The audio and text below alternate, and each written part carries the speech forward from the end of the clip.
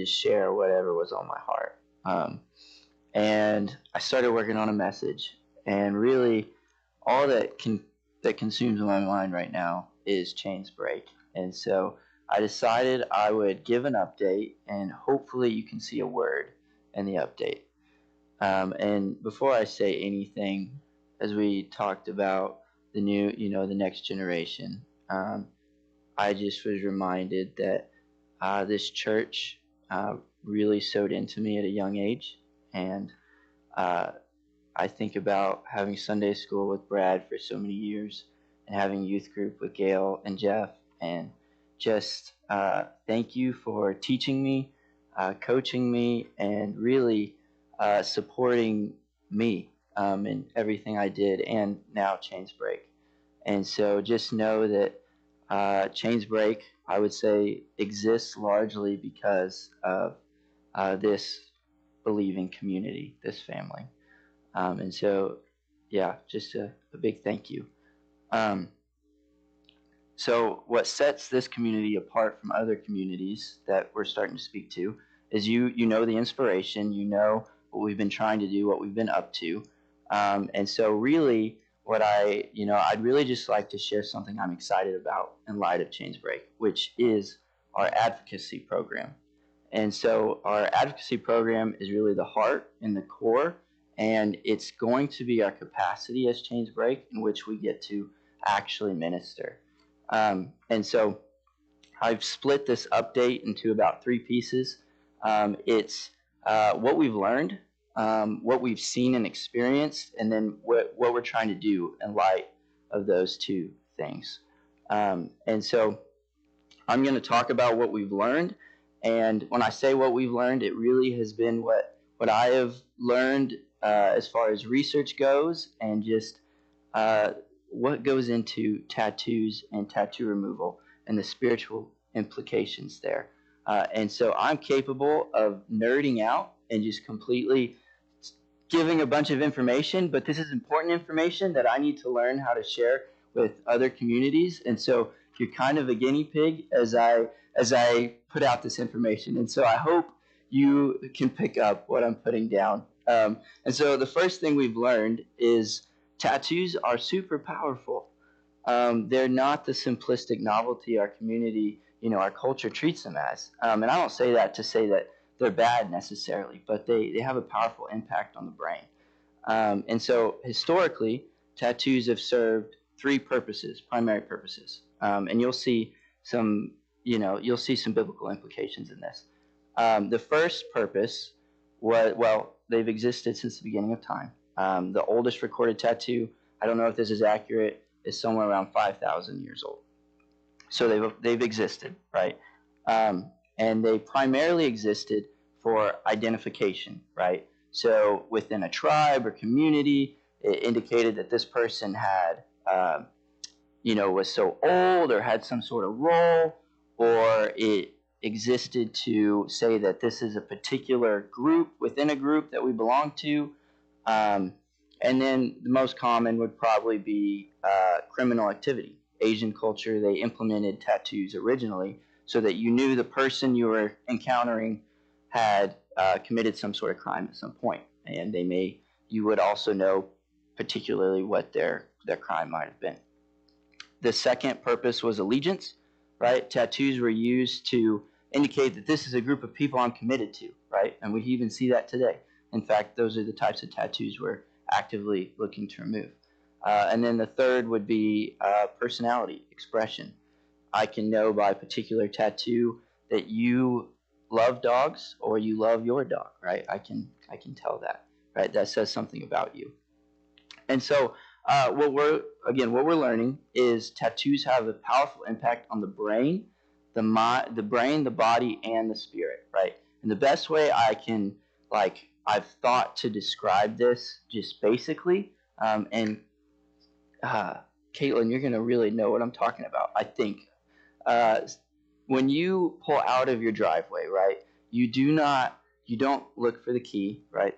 You don't look at the pedal, right? You don't look for the gear shift, and you may not even look back when you pull out, right? You may just have done it so many times. But when you first drove your vehicle, you had to process all those things. You had to figure out where those things were at. First time you drove a vehicle, period, right? And so your mind, over time, decided that this was important information, and we no longer want to process this, right? So we attach a belief, really. We define it, right? And we no longer have to think about it, right? So in light of that, these women that we're helping, right? Say we have a survivor of domestic violence, right? And she has the abuser's name tattooed on her body. Her body and her mind have to reconcile the experience attached to that tattoo. She no longer wants to process that experience, right? So she has to work with a statement. She has to attach something to it, so she no longer has to process it. So what'll happen, right, is she may decide that I deserved it, right? I'm the type of person who just deserves this treatment, and I'm less valid than other people, right? And so then she begins to see herself that way, and she begins to see the world that way, and that impacts the way she moves forward. Even if she is separated from this person, she now may carry that statement. And without going too far into it, like, your body, this is amazing, can interpret words. Like, if you have a tattoo and it says something, your body, or even the clothing we wear, your body is aware because of the connection between your body and your brain. That's another conversation. Oppressive tattoos make a statement.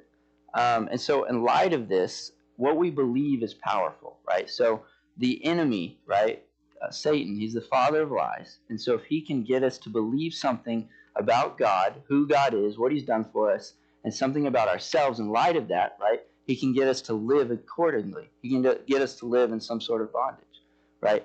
If we look at the Garden of Eden, we so easily want to blame Adam and Eve for just having a sinful nature. But if we recall, right, the enemy makes a suggestion. He says, did God really say? Putting in question who God is, right? Did God really say? And then he says, what does he say? He says, you could be like God. And he convinces them, right, that God actually doesn't have what's best for him, that God is actually not to be trusted. He creates a distrust, right? And so they believe that lie, and, the rest is what we're living through today, right? And what we're redeeming today. Or we look at Jesus, right, in the wilderness. And Satan, every time, he says, if you are who you say you are, right? If you are this person, and then he tells him to do something, right, outside of God's will for him, right? And that's really how the enemy still operates today. And what these tattoos function as are lies. They are statements the enemy actively puts on people so that they can continue to believe what is untrue about themselves.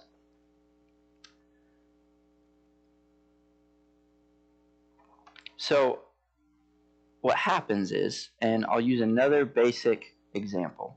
If I am bit by a dog, say at a young age, right, and it was a traumatic experience, I may decide, right, I may take on a belief that all dogs are just dangerous, right? And so I am going to keep my distance from every dog from that point forward, because I believe dogs to the core are animalistic, can't be trusted, and are unpredictable, right? And so what we have to do, and what we're trying to do through Chains Break, what we want to do is we want to evaluate that belief, right? Because we know that dogs are animals, and maybe they can be unpredictable, but we know there are kind dogs out there. We have them, right? Dogs that can be trusted. So what we have to do, right, is we have to challenge that belief. And again, what happens is I continue to believe that because I may stay away from dogs from that point forward, and I never get bit again. And because I've never been bitten, I confirm my belief that all dogs can't be trusted, right? So what we have to do, right, is at some point we have to pet the dog, and we have to evaluate the belief that we have, right? We have to walk back through it. So with all that said, we know that the truth is powerful, right? The truth replaces a lie. The truth exposes what is untrue. And what has to be done, right, is we have to believe the truth, and then we have to act on the truth, right? We have to be a hearer of the word and a doer of the word or thus we deceive ourselves if we're not a doer of the word, right? Because, right, we know like faith without works is dead. And what that indicates is faith, right, actually brings on more faith as we practice, right, what is true. And so in light of that, I can know something, right, and not believe it. I can know something is bad for me, right? But if I believe I need that thing, or if I believe that this in some way alleviates, I'm still going to act according to the belief, even though I know it's not good for me. And so we have to discover what the truth is, and then we have to act on our freedom, right?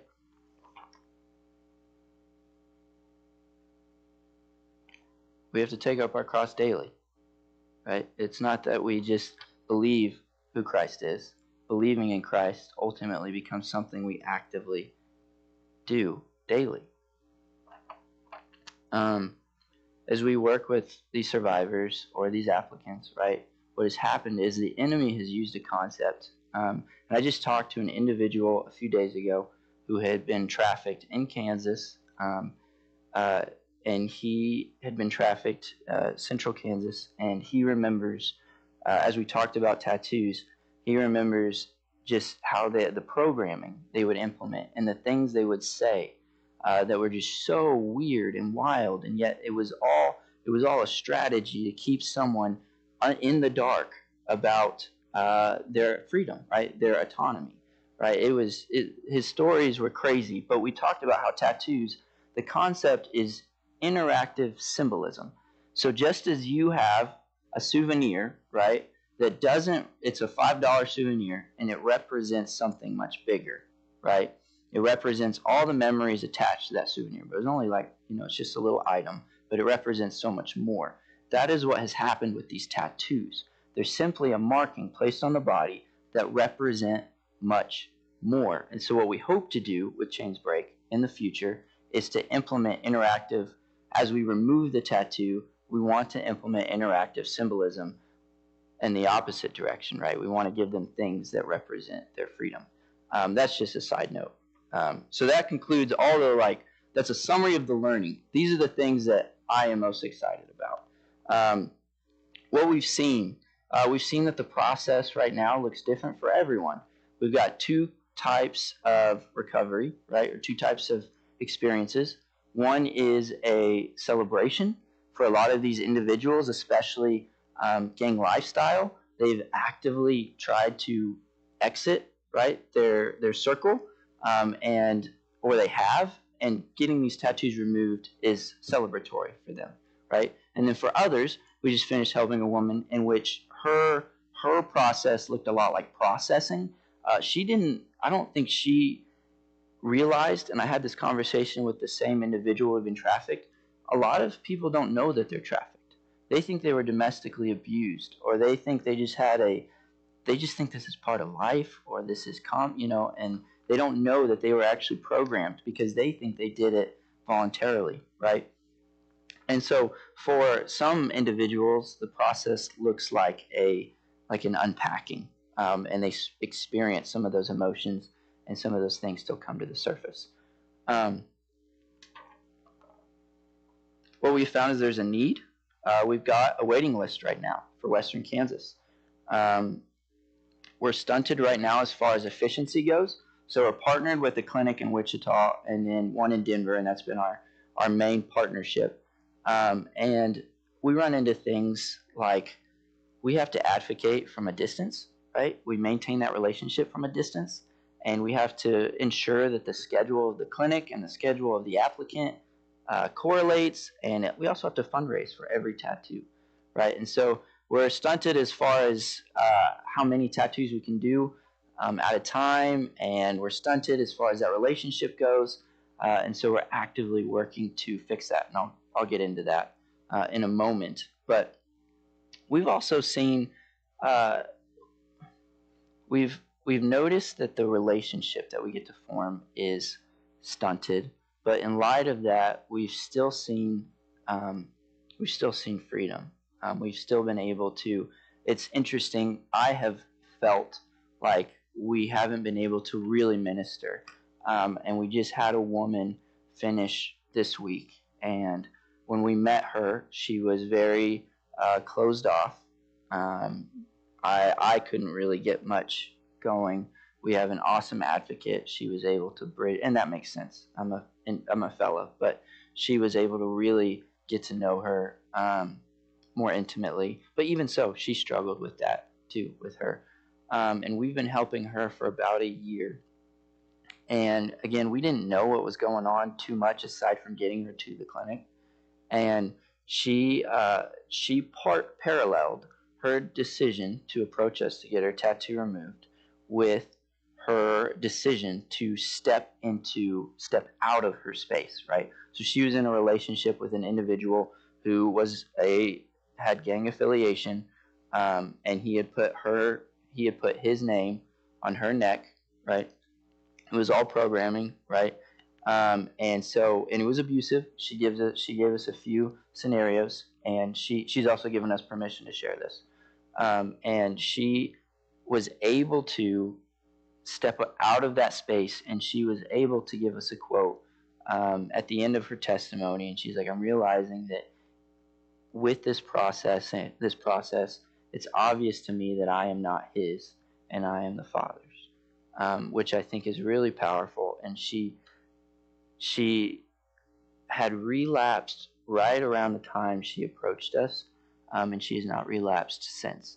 And so that was really important for me as we work on this, because I've wondered, are we even doing anything by removing these tattoos? And the Lord was faithful in still providing the person who, even though we could not really dive into that relationship, she still was able to experience freedom in that.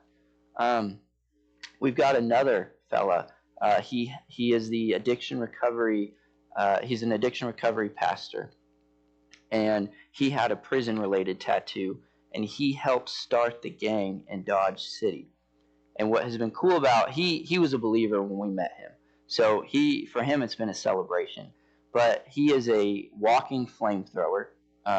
He just will love you, whoever you are. He's not afraid of you. He's not afraid to make you uncomfortable. He's really a neat guy.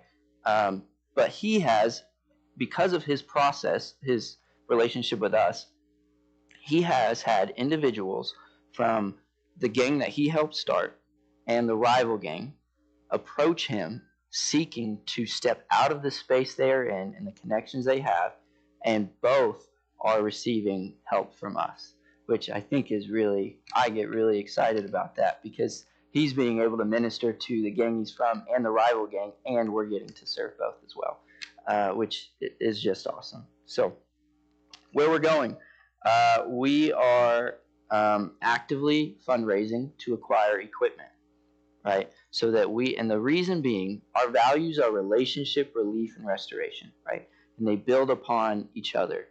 And the way, we know that Jesus is the good soil, right? He's the capacity in which life can be given, right? And so what we have to do, Jesus is the soil, right? And he alleviates, when we're rooted in Jesus, right? He alleviates those burdens. He alleviates those things that stand in our way, and seeing who he truly is, right? And then on the front side, when we know what he's done for us, right, we see life, and we start to, things grow, things blossom. And so in the same way, we want to form a relationship with our applicants, right? And we have been stunted in doing that because we believe, because we're not actually doing the tattoo removal, and we're missing an opportunity there. And so we are fundraising to acquire equipment so that we can cultivate this environment in which we can form relationship, and the advocate, each person has an advocate, can spend face-to-face time with their applicant, and we can cultivate a strategy. And I don't mean strategy as in it's going to look different for each person. It will be holistic. But the idea is we can directly and indirectly speak to the things that are untrue and replace them with what is true, which is you're a person of worth, a person of value, right? And at the end of this, we just have a functioning advocacy program. And I know there are a few things I wanted to say, and they have left my mind. But I'm really excited with where we're going and what we're doing. And the Lord has been so faithful in just teaching us things and bringing us to the right people. And I really believe that this is this is a cool thing. Like there are other programs doing tattoo removal, um, but as far as ministering through it, like this was inspired by a guy named Greg Boyle. He's one of the inspirations, and he started a ministry in California called Homeboy Industries, and they provide job opportunities for individuals exiting gang lifestyle, and they offer tattoo removal to edify what they're already doing. But I think what we're discovering is tattoo removal is really an opportunity to wash feet. It's an opportunity to feed the 5,000. It's an opportunity to serve. And in doing that, I really think I'm getting really excited.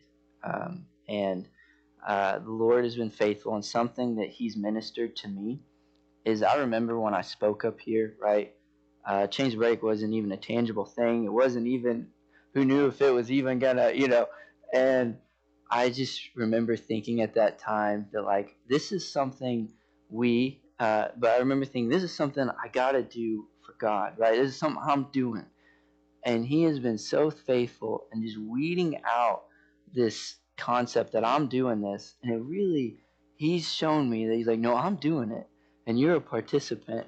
And you just got to keep trusting in me. And I hope that's a word for you. And I hope this is good news for you. And so thank you again for being the congregation that helped make this possible.